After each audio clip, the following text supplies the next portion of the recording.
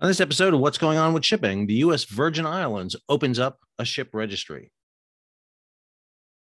Hi, I'm your host, Sal Mercogliano. So, the Center for Ocean Policy and Economics at the Northeast Maritime Institute on Tuesday, February 1st, will be holding an event at the National Press Club in Washington, D.C., where they, along with the governor of the U.S. Virgin Islands, Albert Bryant, and a former Deputy Secretary of State and the first Director of National Intelligence, John Negroponte, will be speaking to talk about the creation of this new ship registry under the U.S. Virgin Islands. Now, ship registry is where you register your country. This is the flag ships fly from their stern and their masthead. And it's important regarding crewing, regulations, insurance, and operations of vessels. If you go back in history to the early 20th, first half of the 20th century, most ship registries were national ship registries. The United States, Great Britain, Japan, Germany, Italy, Norway, Netherlands, France, large nation states had their merchant marines and smaller states had their merchant marines. But it's post-World War II where you see the proliferation of what is referred to as open registries. And the creation of these open registries have been an ongoing issue.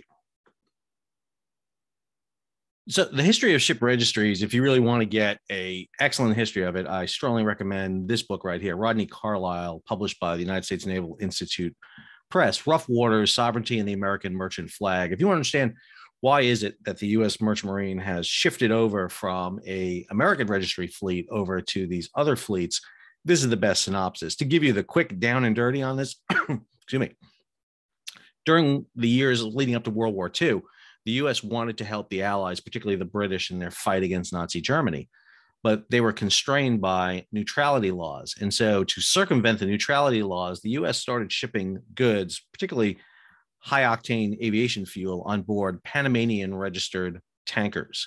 They had American crews on board, but they were owned by American companies, but they were flying Panamanian flags. And because of neutrality laws in the U.S., you can do it on U.S. ships, but you could do it on Panamanian ships. Post-World War II, that continues. Ship companies realize, wait a minute, there's an advantage here to being registered in Panama. We don't have to follow U.S. laws and regulations. We can hire not just American crews, but foreign crews, which are much lower paid. This kind of grew over time with the emergence of the Cold War and the need to get footholds in different areas around the world. The United States sponsored the creation of the Liberian Registry. Liberia was one of the very few independent countries in Africa post World War II. And so the U.S., formerly Secretary of State, Edward Stenedis, helped establish the Liberian Registry. Then around the mid-'80s, with issues concerning the Panamanian Registry and the Liberian Registry, the United States established the Marshall Island Registry. Now, the Marshall Islands are a government that's under the protection of the United States. We have reciprocating treaties with them. And there was a concept that the Marshall Islands would provide a needed registry for the United States. In truth, all three of these registries, Panama, Liberia, and the Marshall Islands, are headquartered in the United States. They had been operated by the same people, just jumping from registry to registry. And they are the three most dominant registries that are out there. As a matter of fact, if you look right now, this is the review of maritime transport. And when you look at the top three nations in terms of registries, you'll see it is Panama, Liberia, and the Marshall Islands. Those three nations, or those three flags, control 43% of the 99,800 vessels over 100 gross tons out there in terms of tonnage. And when you look at this entire list here, the entire list, and they list the top 35 nations here that are on this, and I, of course, will include all of this in the show notes, so you'll have it. On this list, there are states that are designated as flags of convenience. And what do I mean by flags of convenience? There is a specific definition for flags of convenience. If you come over here to the ITF, the International Transport Federation webpage, they identify what exactly defines a flag of convenience. You see it right here. A flag of convenience ship is one that flies the flag of a country other than the country of ownership. That's not it by itself. For workers on board, this can mean very low wages, poor onboard conditions, inadequate food, clean drinking water, long periods of work without proper rest, leading to stress and fatigue. Again, come back to this list.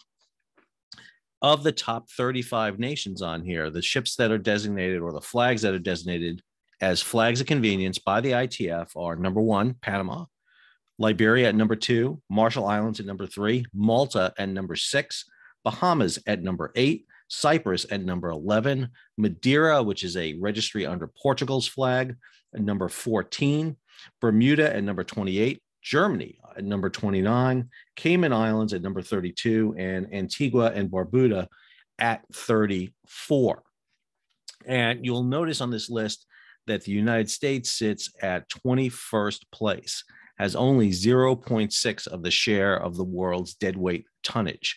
Now, you'll hear a lot of reasons for why the United States has declined in the state of its merchant marine, and we'll address that in a minute. But one of the issues that has led COPE, this entity at Northeast Maritime Institute, to put together this report is a proposal to create what's referred to as an international registry. If you look on this sheet, for example, at number 15 and number 13 are 2 international registries, the Danish International Registry and the Norwegian International Registry. And there are attempts by other nations to create these international registries. So what do we mean by this? What are we talking about when we're talking about this idea of an international registry? Well, this is the website of COPE. And let me be clear about something. I need to be upfront about this. This report that was put out, and I'll have a link to the report in here, I was a contributor to it. I contributed part of the information to this report. So I want to be clear. And again, I do what I always do with my students is I lay out the evidence for you, and it's up to you to determine whether or not you think this information is relevant or not, and you make your decision about it. I'm not trying to advocate one way or the other. I'm talking about it. That's about the most advocation I'll give for it right here. So let me talk about the 6 proposals they have on here. Remove myself here so you can read what the 6 proposals are. Proposal number 1, launch an open international U.S. flag registry. Immediately establish an open international U.S. flag registry in the U.S. Virgin Islands to provide responsible and transparent oversight to a commercial fleet of foreign and domestically owned and operated vessels. All right. I have been sailing since I graduated from the State University of New York Maritime College in 1989. So what's that? Over 30 years. I've been working in and around the merchant marine. In that time, in 30 years since I graduated, sailed, and now have written about it, the U.S. merchant marine has done nothing but decline in terms of numbers, enrollment, vessels, you name it. It's been a downward fall. Some people will attribute that to things like the Jones Act, which requires that U.S. owned, U.S. built, U.S. flagged, U.S. operated vessels operate in the coastal waters. And this proposal does nothing with that area. It specifically states that the Jones Act needs to remain as its core concept. And let me be clear, when people sit there and say the reason for the decline of the U.S. merchant marine is the Jones Act, that is, you know, they're full of feces. I'm sorry. It's not true. It's just not true. Other nations have declined. If you go back to that list of 35 nations, look at the nations that were once number 1 and where they are today. The United Kingdom. The United Kingdom's at number 22. They don't have a Jones Act, yet they are lower than we are on that list. There are a lot of nations, the Netherlands on that list, Germany on that list, Italy on that list. A lot of nations that were large merchant marine countries, World War II, are no longer there. And it's because of a lot of issues that have changed with international shipping. The volume of trade and the proliferation of these registries has changed things. And to blame the Act of 1920 is wrong, because one of the things I would argue is this aims to rectify that issue. When you pass the Merchant Marine Act of 1920, the Jones Act, a key component of that act was an international registry fleet, a fleet of vessels operating in international trade. The problem is that nations don't tend to use these ships anymore. They tend to use ships that are registered on the open ocean under nations like Panama, Liberia, and the Marshall Islands. The problem is there's very little oversight of those flags, I would argue. So this is one of the reasons to create the U.S. Virgin Island Registry. And understand the Virgin Islands is a territory of the United States. They fall under U.S. laws. The Marshall Islands doesn't. They're a sovereignty that's protected by the United States. But the Virgin Islands is a territory of the United States since 1917. We've seen that. And there's a lot of reasons for that, too. When the U.S. obtained the Virgin Islands in 1917 from Denmark, it was strategic. We had just opened the Panama Canal. And when the Panama Canal opened, that opened a floodgate, a connection between the Pacific and the Atlantic. And one of the things that the U.S. wanted to ensure was a protection of oceanic trade routes coming out of there.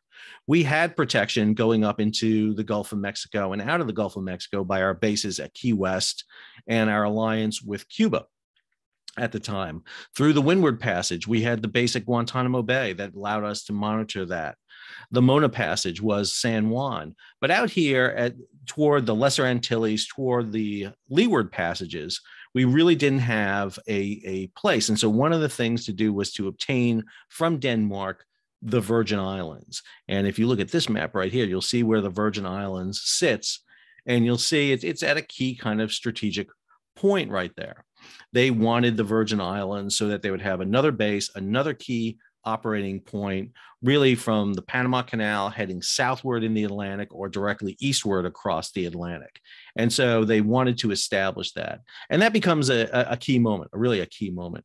So the first thing you want to do is launch this open international U.S. flag registry. And the hope here is to get ships registered under the Virgin Islands, operating in international trade, crewed by Americans, owned by American companies, and you'll see how that plays out. So the second one here is establish short sea transshipment hubs.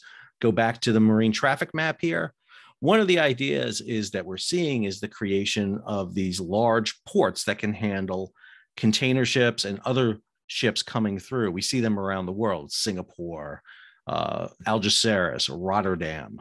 We see those big ports happening. And obviously with the growth of the Panama Canal, thanks to Neo-Panamax and vessels coming around Africa and out of the Mediterranean, ultra-large container vessels. The problem with ultra-large container vessels, they can't really go into U.S. ports.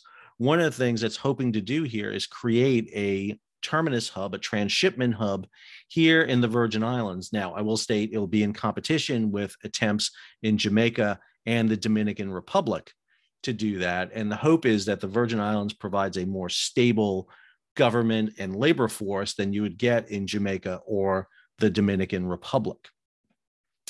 So that's point number 2. Point number 3, build public-private international partnerships. Partner with U.S. interagency counterparts, as well as international organizations and collaborators to develop new technologies and a specific set of measurement and assessment tools to address strategic maritime issues, increase transparency, and enforce legal and ethical standards. So one of the problems you have with open registries is that there isn't a lot of transparency. There really isn't.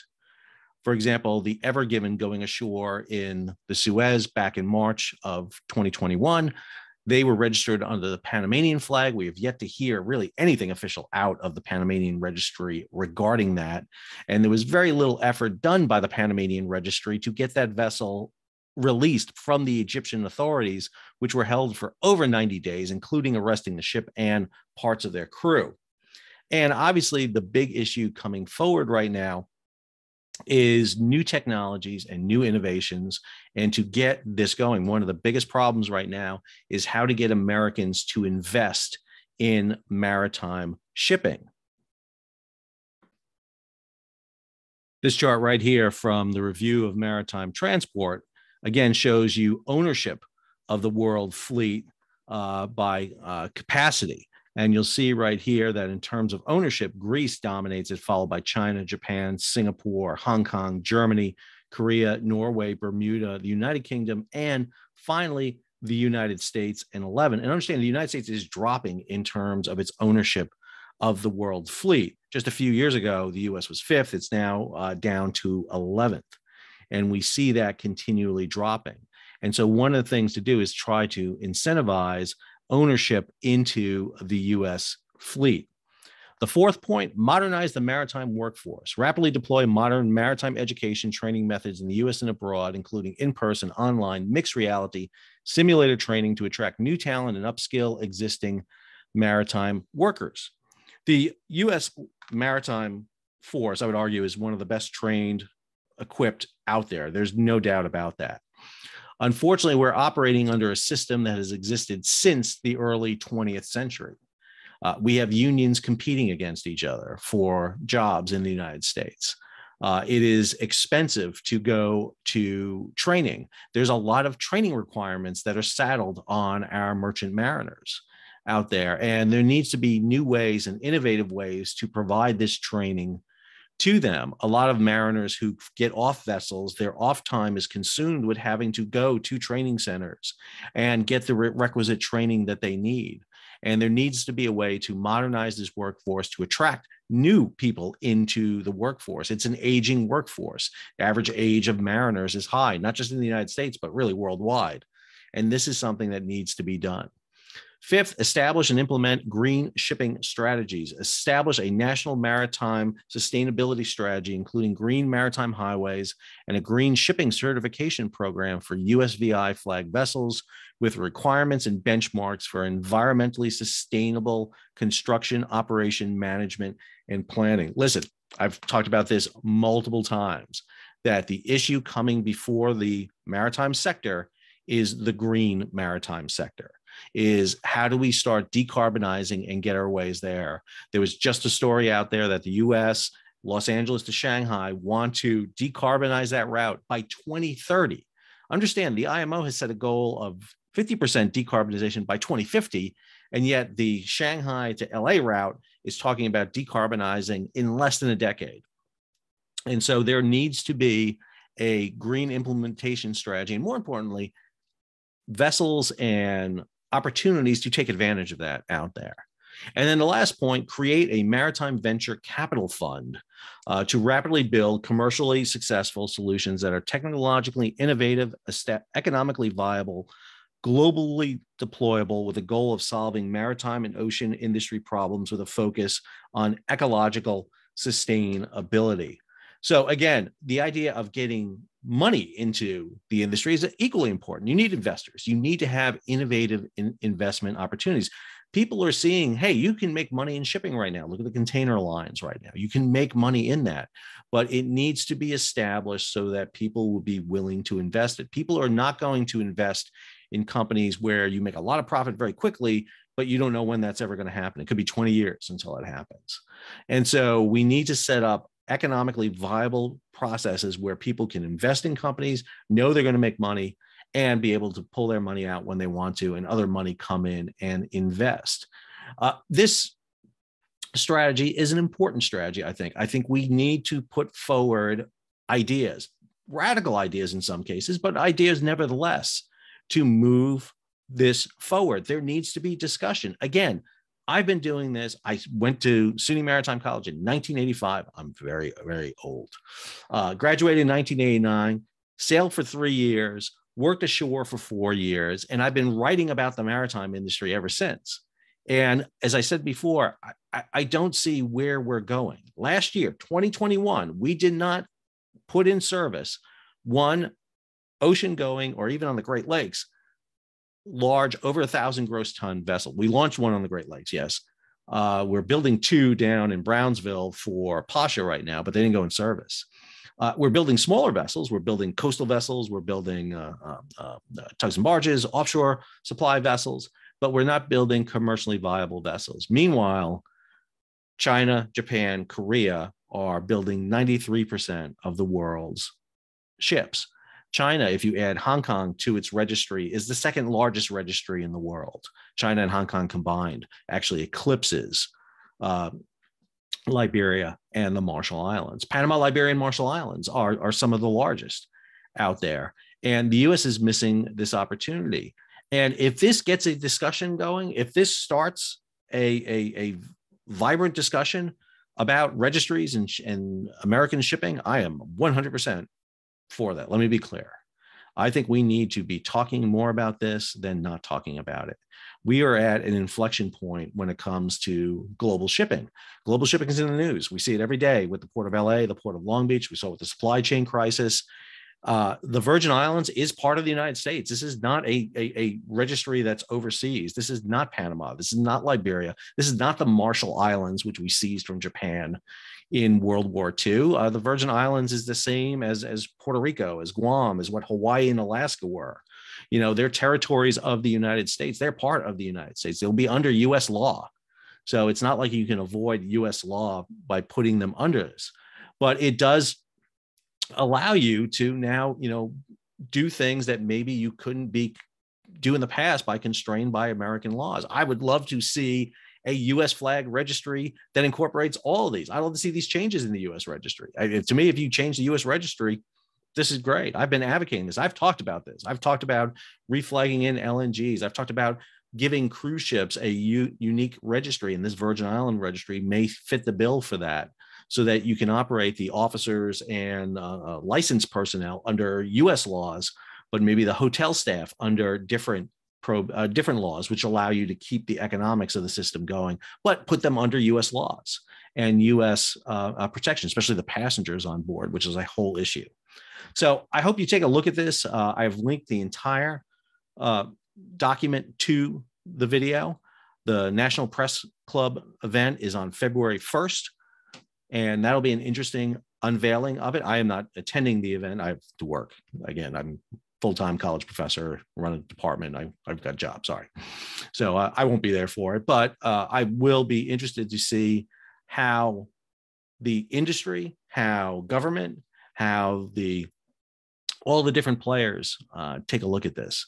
Because again, I think what needs to be done is we need to take change and push it forward and enact it.